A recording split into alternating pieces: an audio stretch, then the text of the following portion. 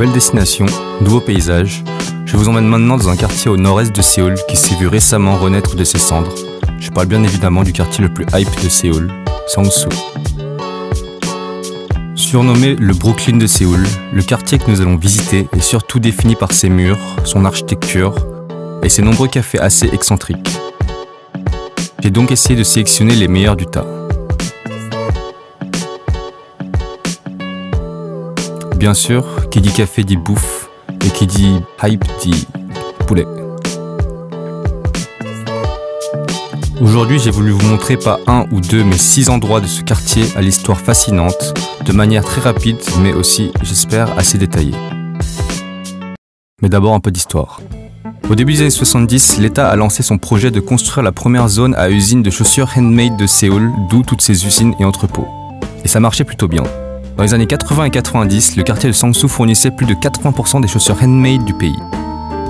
Cependant, depuis le début des années 2000, les produits chinois beaucoup moins chers ont commencé à prendre le dessus sur le marché, ce qui fait que les fabricants de chaussures de Songsu ont commencé à vendre de moins en moins.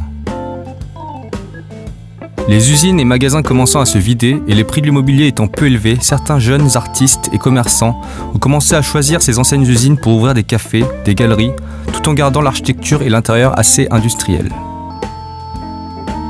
En 2014, l'État a créé la Handmade Shoe Street afin de rebooster l'industrie des chaussures à Songsu, en aidant les commerçants, en faisant des événements et en faisant de la pub avec même certaines stars de K-pop qui sont venues faire leurs chaussures sur mesure.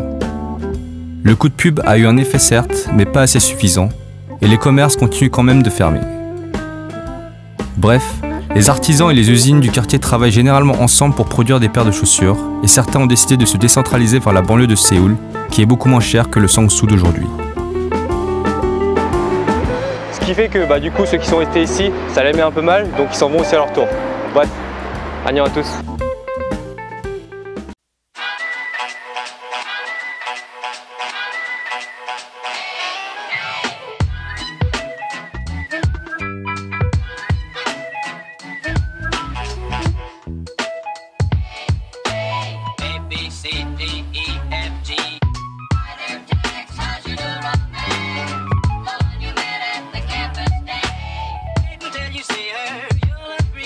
Ok, donc là on est arrivé au café Onion, qui est un des cafés les plus hauts de Songsu et même de tout Séoul.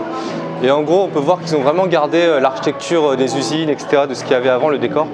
En fait, c'est pour pas empiéter sur le mood de ce qu'il y avait avant, de l'usine, de l'industrie. Et je trouve qu'il y a une sorte de chic dans ce côté industriel en fait. Donc là, on est dans une bonne époque où on peut juste prendre un espace et ne rien changer et attirer beaucoup de monde. Non, je déconne. Bon, on va voir ce qu'ils ont.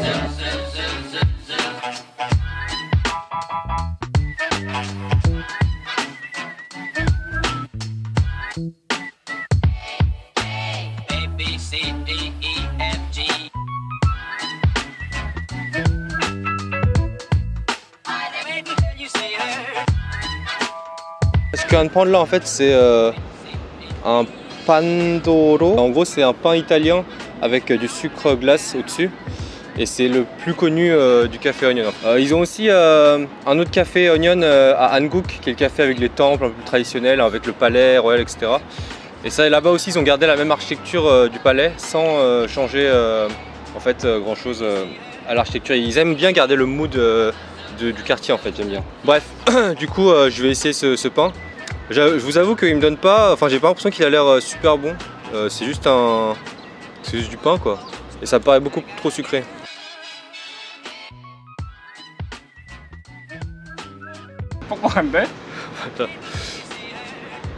Voilà.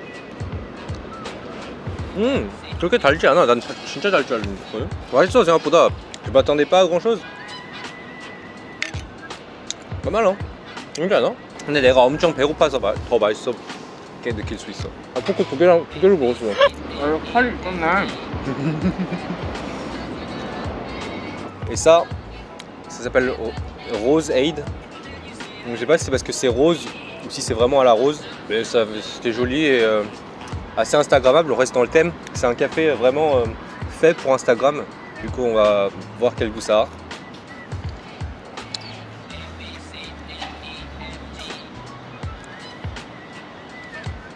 J'ai l'impression que c'est vraiment à la rose et aux fruits rouges. 특이해. 로즈 장미 들어간 거야? 로즈에이드? 그런 맛이 나는 것 같은데, 장미 같은. 묘하지.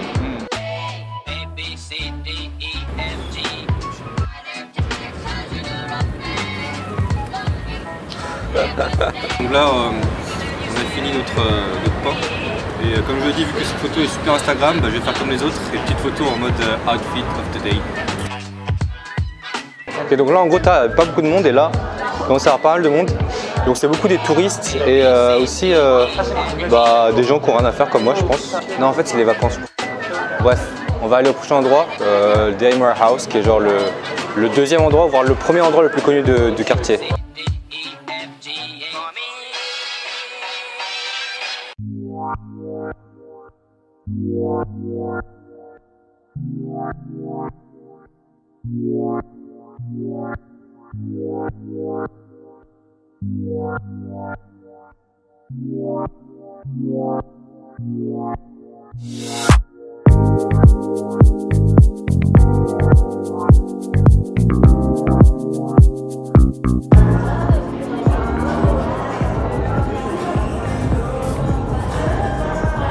Ok, alors là on est arrivé à Daim Chanko, Daim Warehouse, qui est vachement connu. On sent beaucoup plus l'usine ici que tout à l'heure en fait.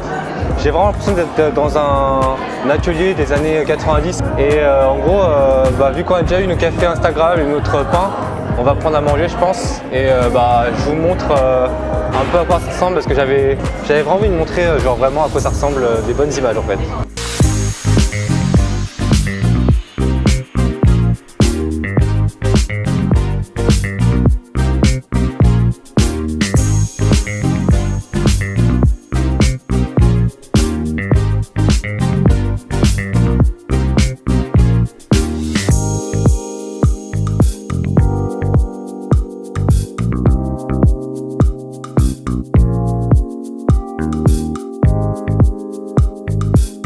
Ok, donc le mec a dit qu'il fallait pas que je tourne ici apparemment, mais bon, je l'ai fait quand même. Et j'ai pris des pastas au bœuf. Et donc là, je vais goûter et je vais vous dire quel goût ça a.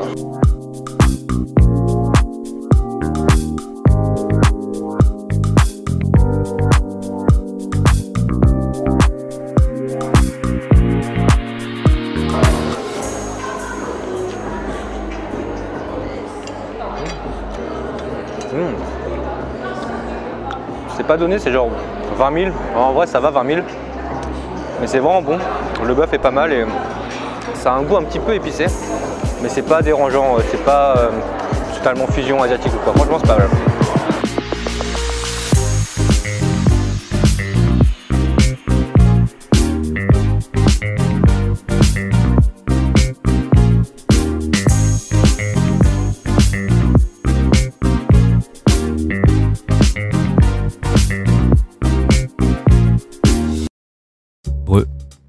Juste derrière Darim Warehouse se trouve le plus récent Sonsu Yeonbang, rénové par la même personne que pour Darim Warehouse.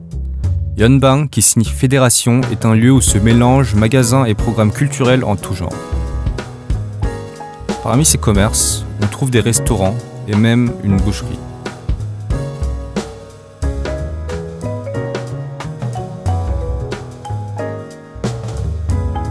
Au dernier étage, il y a le café Cheonsang Gaok qui traîne énormément, surtout en ce moment, genre là maintenant. On a également la célèbre librairie Arcane Book qui a comme concept de vendre des accessoires et objets en rapport avec l'univers des livres du rayon. Et aussi de la K-pop bien sûr.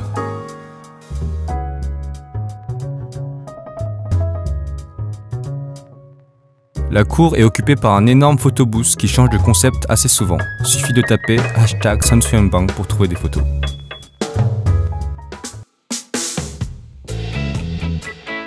Nous voici à la Coffee Street de Seongsu. Ici, plutôt que des entrepôts, on a plutôt affaire à des bâtiments plus bas dans cet ancien quartier plus résidentiel. Ici, on a surtout peint une partie des murs.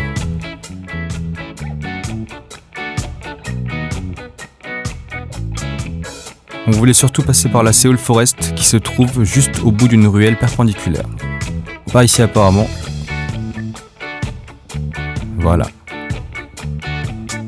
Et toujours sur cette musique un peu bizarre, nous voilà au Seoul Forest, anciennement un hippodrome avant de devenir un parc de 120 hectares en 2005, édifié par Seoul Green Trust et surtout aussi en grande partie par les citoyens via les donations des actes volontaires de dizaines de milliers, qui consistent surtout de jardinage et nettoyage. En plus de sa fonction de faire respirer la ville, Seoul Park est également un espace culturel où se font souvent de très grands concerts et des programmes pour les jeunes leur permettant de trouver des passions ou des rêves hors des activités scolaires pour au final, c'est vrai, respirer un peu aussi. Faut que j'espère aussi.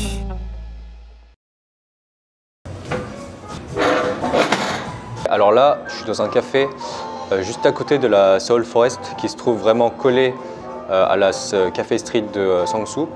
Et en gros là, ça s'appelle le Understand Avenue, qui est un endroit avec plein de containers en fait, fait pour les jeunes entrepreneurs. En fait, c'est un Creative Public Interest Platform, ça s'appelle. Et c'est pour les jeunes entrepreneurs, les artistes et les commerçants, enfin les jeunes quoi, les jeunes entreprenants, je sais pas. Et en gros, il y a plein de cafés, de boutiques, tous sur des containers, genre empilés. Apparemment, il y a des centaines de containers ici. Même les toilettes sont dans les containers.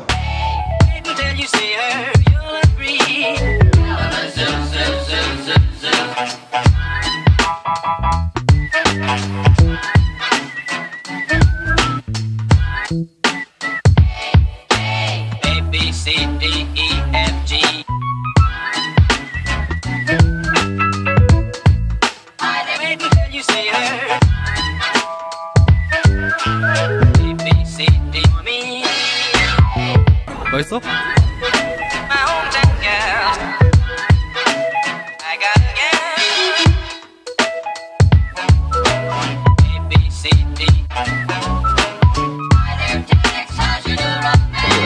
Ok, donc ouais, Sangsu aussi, le soir il y a du monde. Il y a quelques endroits où on peut sortir et surtout manger. Surtout la street des Kalbi et ici du poulet grillé avec du riz en plaque en bas en fait. Et là j'ai pris teriyaki, c'est un petit peu épicé, on dirait que c'est un peu épicé, avec une petite chips.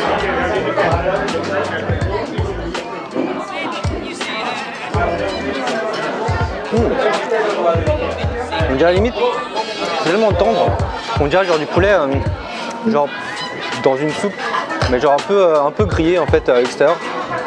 C'est magnifique.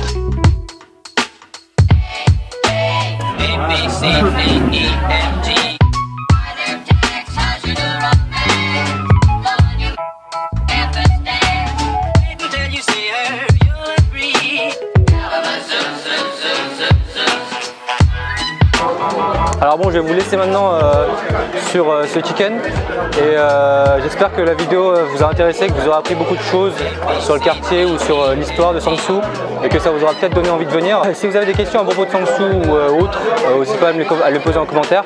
Et puis si ça vous intéresse et que vous voulez voir d'autres vidéos, n'hésitez pas à vous abonner à ma chaîne YouTube ou à mon Facebook ou à mon Instagram.